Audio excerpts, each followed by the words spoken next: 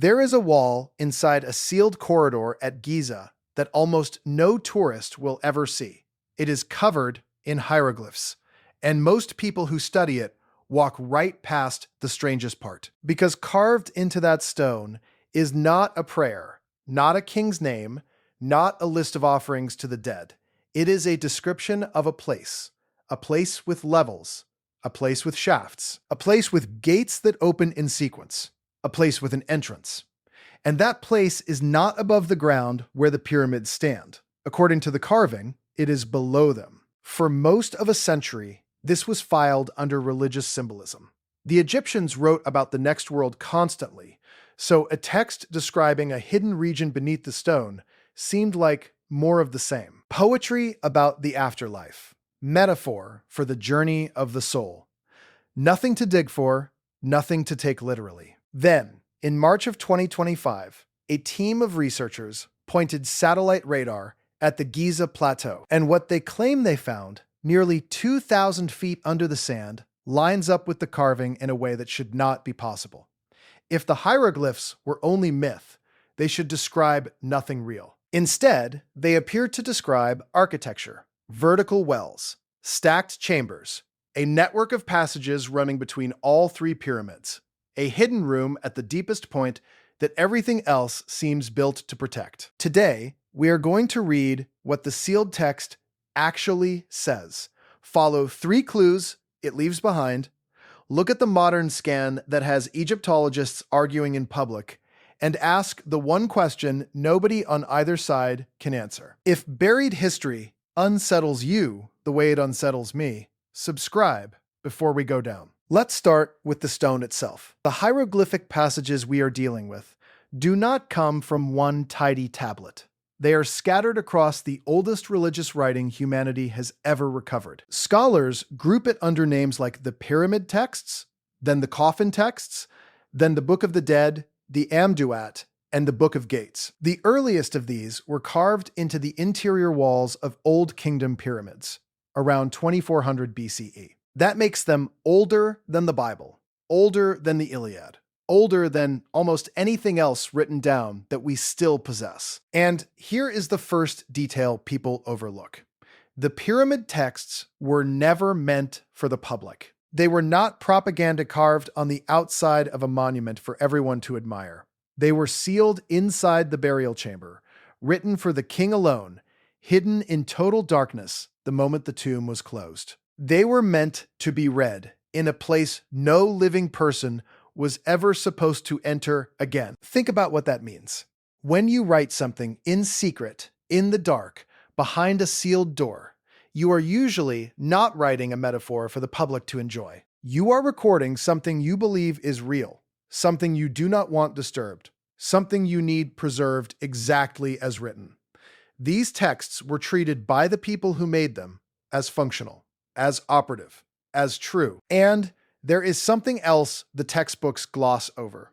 These were not casual jottings. The Egyptians maintained an institution they called the Per-Ankh, the House of Life, attached to their major temples. It was part library, part scriptorium, part school. Trained scribes spent their lives copying, preserving, and protecting these texts, generation after generation, for more than 2,000 years. A civilization does not assign its most educated people to guard a body of writing for 2 millennia because it is decorative. They guarded it because they believed it mattered. Because they believed it described something that had to survive. So when that body of writing keeps returning obsessively to a hidden place beneath the ground, divided into levels, reached by descent, sealed and guarded, the lazy answer is that it is all symbolic. The harder question is the one almost no one asks out loud. What if at least part of what they were so carefully preserving was a description of a real location? The Egyptians had a word for the hidden region beneath the world, the duat. Mainstream translation calls it the underworld, the realm of the dead, the place the sun travels through at night before it climbs back into the sky at dawn. And that translation is not wrong, but it may be incomplete, because the Egyptians did not only call it the realm of the dead, In their own texts, they called the duat the hidden place. They called one of its roads the road of the secret things. These are not the names you give to a vague spiritual idea. These are the names you give to a location that exists, that is concealed, and that holds something you are not supposed to reach easily. And the texts do not describe this hidden place the way you would describe an abstraction. They describe it the way you would describe a building. It has gates. It has doors that must be opened in a specific order. It has guardians stationed at fixed points. It has corridors and halls, and a deep chamber at the lowest level that the texts treat as the most important place of all. Heaven does not need doors that open in sequence. A structure does. For decades, scholars dismissed all of this as symbolic geography, a map of the soul, not a map of stone. Then modern science found something that made the symbolic reading much harder to defend. Here is the first clue. The texts describe the hidden region as a place you reach by descending, not a place you float up into, not a place you simply arrive at by dying, a place you go down into through narrow vertical passages, deeper than any tomb shaft should run. The pyramid texts are full of the language of going down, of passing below, of entering the earth and moving through it. The descending corridor that every visitor to the Great Pyramid has seen, the one that drops at a sharp angle into the bedrock, is the surface echo of this idea. The texts take that descent and extend it far past anything we have ever excavated. The mainstream reading says this is ritual. The soul descends symbolically into the duat. Fine. But in March of 2025, the team scanning the Khafre pyramid with synthetic aperture radar reported something very specific. 8 massive cylindrical structures, vertical wells, descending more than 600 meters straight down beneath the plateau. To give you a sense of that, the Khafre pyramid itself stands about 146 meters tall. These wells, if the scan is right, would plunge more than 4 times the height of the pyramid into the earth. 8 shafts going down. And wrapped around them, the researchers described spiral pathways, like staircases coiling down the outside of each well into the rock. The ancient texts describe descent through vertical passages. The scan describes vertical shafts with spiral descent. On their own, either one is easy to wave away. Put them side by side, and you have the same picture appearing twice, 4,000 years apart, from 2 completely different sources that could not have copied each other. And notice what the descent is not. It is not a grave. The Egyptians had a perfectly clear vocabulary for burial, for the pit, for the coffin, for laying a body to rest. That is not the language these passages use. They describe movement, active passage, going down through, and continuing, and arriving somewhere with its own internal structure. You do not travel through a grave. You travel through a building. The texts read less like a description of death, and more like a description of a route, with the dead king cast as the traveler following it. That is the kind of coincidence that stops being comfortable. But descent is only the first clue. The second is harder to explain. The hidden region in the Egyptian texts is not one open space. It is divided. It is built in stages. The Book of Gates, carved on the walls of royal tombs, describes the duat as a sequence of 12 gates, 12 divisions, each one sealed, each one guarded, each one requiring the correct knowledge to pass from one into the next. The Amduat describes 12 hours, 12 regions, the same structure under a different name. There is even a separate text the scholars call the Spell of the 12 Caves, which describes the underworld as 12 caverns stacked in order, each holding its own group of guardians. And the Book of the Dead is even more specific. In one of its chapters, the dead are made to pass through 7 gates, and at every single gate, there are 3 figures named: a doorkeeper, a watcher, and a herald. The text gives their titles. The 7th gate is held by one whose name translates as the sharpest of them all, with a doorkeeper called the Strident of Voice. You do not pass simply by arriving. You pass by knowing the name of the one who guards the door. Without the name, the door stays shut. The mainstream interpretation calls all of this the hours of the night, symbolic time dressed up as architecture. The 12 divisions are the 12 hours the sun spends in darkness, nothing more. And on its own, that reading holds together. Until you look at what the radar team claims sits at the base of those 8 descending wells. 5 stacked, multi-level chamber structures near the base of the Khafre pyramid. Levels within levels. And below the wells, 2 enormous cube-shaped chambers, each one roughly 80 meters on every side. 80 meters. That is the length of a football field in a single sealed room, 2,000 feet underground. Stacked levels. Separate chambers. A descent that ends in deep hidden rooms. That is not the layout of a tomb. A tomb is one chamber, sometimes 2. This is the layout the texts keep describing. Divisions within divisions. Gates within gates.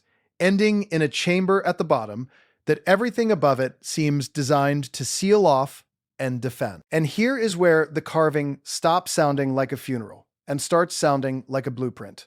The text do not just say the hidden region exists.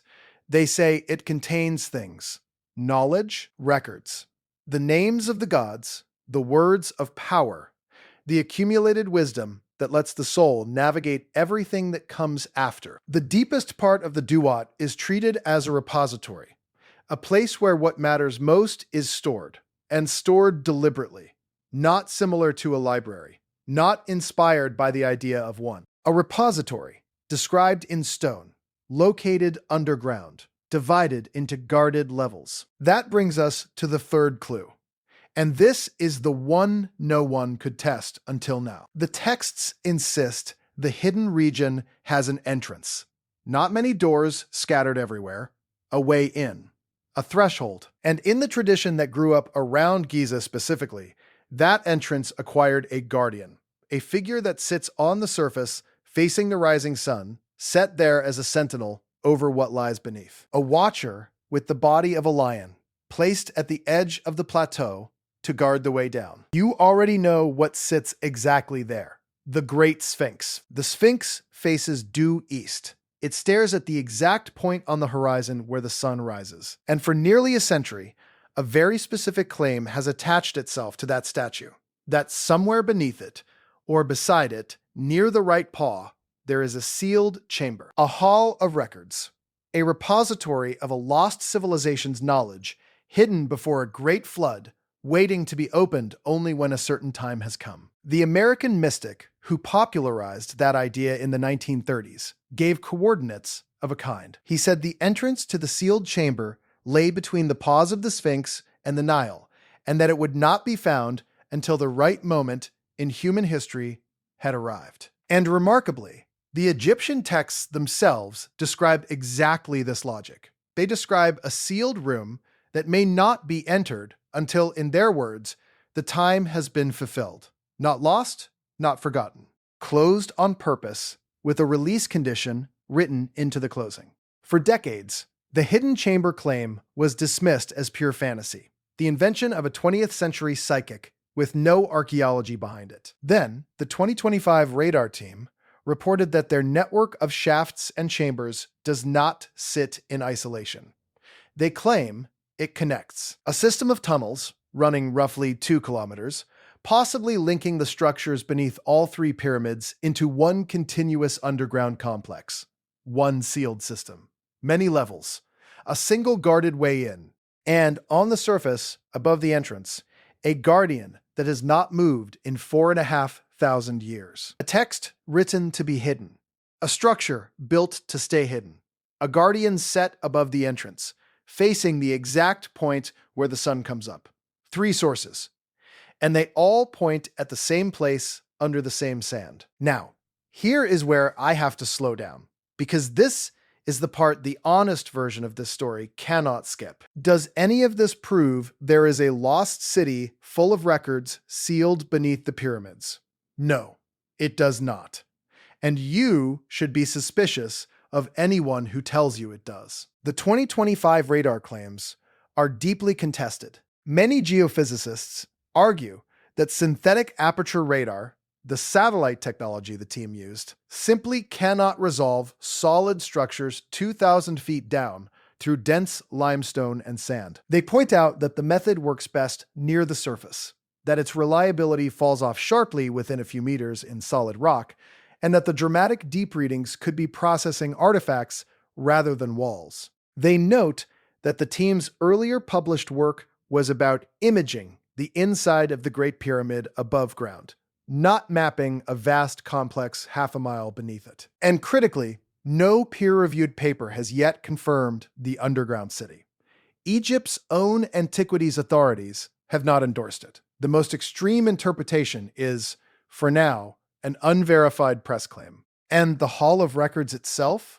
Despite decades of searching, acoustic surveys, drill cores, and seismic work around the Sphinx, it has never been found. Every serious attempt to locate a sealed chamber under that statue has come back ambiguous at best, empty at worst. The mystic who predicted it said it would be discovered by the end of the 1990s. The 1990s came and went. Nothing opened. So the extreme version, the lost civilization, the sealed archive, the pre-flood city of records, remains exactly that. Unproven, possibly unprovable, quite possibly wrong. But here is what does not go away when you strip the fantasy out. The plateau is genuinely full of holes. In late 2025, a completely separate and far more credible team, working with the International Scan Pyramids Project, confirmed two previously unknown air-filled cavities behind the eastern face of the Menkaure Pyramid. They did not use one disputed satellite method. They used radar, ultrasound, and electrical resistivity tomography together, three independent techniques, and all of them agreed. Two real voids, empty spaces, where archaeologists had long suspected a second entrance might be hidden behind a strange patch of unusually polished granite. That same project had already confirmed a hidden corridor inside the Great Pyramid back in 2023. And in 2024, ground surveys near the Great Pyramid found an L-shaped anomaly and a deeper structure beneath an old cemetery that no one had marked on any map. These are not fringe claims. These are mainstream findings, published in real journals, confirmed by multiple instruments. And they all say the same thing. The most scanned archaeological site on the face of the earth is still hiding rooms we have not entered. That is the uncomfortable middle ground. You do not need Atlantis to make Giza strange. You only need the established, peer-reviewed fact that the plateau is riddled with voids we cannot yet reach. Described by texts we filed away as poetry, beneath a guardian we have stared at for 45 centuries without ever opening what it watches. So, strip it all back to what we can actually say with a straight face. The oldest religious writing on the planet describes a hidden region beneath the ground. It says that region is reached by descending through vertical shafts. It says that region is divided into sealed levels, 12 of them, each guarded, each requiring knowledge to pass. It says the deepest level holds preserved knowledge stored on purpose. And it says there is a single guarded entrance on the surface, watched by a sentinel, sealed until a fixed time arrives. That description was carved around 2400 BCE, hidden in the dark, and dismissed as metaphor for most of modern history. Then, satellites and ground instruments looked under the same ground, and they reported descending shafts, spiral pathways, stacked multi-level chambers, deep cube-shaped rooms, a connecting tunnel network, and confirmed hidden voids. The most dramatic claims may be wrong. The technology may be overreaching its limits, but the shape of what the instruments describe and the shape of what the hieroglyphs describe are the same shape. Vertical descent, sealed divisions, a deep hidden chamber, a guarded way in. And if that match is real, even partly, even a fraction of it, the implication is enormous. It would mean the Egyptians were not writing a fairy tale about the afterlife. It would mean they were recording the layout of something they had physically been inside. It would mean the texts we treat as superstition are partly an inventory, a set of directions, a description of a place. It would mean our history is missing a chapter, and the chapter is underground, and we have been walking on top of it the whole time. There is one more detail, and it is the one I cannot put down. The Egyptian texts are explicit that the hidden chamber is sealed for a reason. It is not lost, it is not abandoned, it is closed on purpose, and it is not meant to be opened until the time has been fulfilled. A release condition written into the design. Now look at where we actually stand in the present. The radar team's most detailed scans of the Sphinx and the plateau are sitting behind a final approval they still need from Egypt's Supreme Council of Antiquities before the complete data can be released to the public. The most thorough subsurface map of the most famous monument on Earth either already exists or is close to existing, and for the moment, no one outside a handful of hands is permitted to see it. A chamber sealed by the ancients, with instructions not to open it until the time was right, and a modern map of that chamber, sealed by a council, not to be released until permission is granted. The pattern did not break, it just changed hands. So, we are left exactly where the ancient scribes left us. A structure described in stone, in the dark, by people who hid it on purpose. An entrance watched by a guardian that has never once turned its head. A chamber that, by the text's own words, is not to be entered until the time is fulfilled. And whatever the radar found, still down there, still sealed, still waiting under the sand, exactly where the carving said it would be.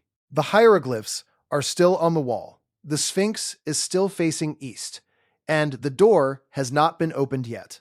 If you want to follow this trail to the next discovery, the next investigation is already on screen. Watch it now before someone opens that door without us.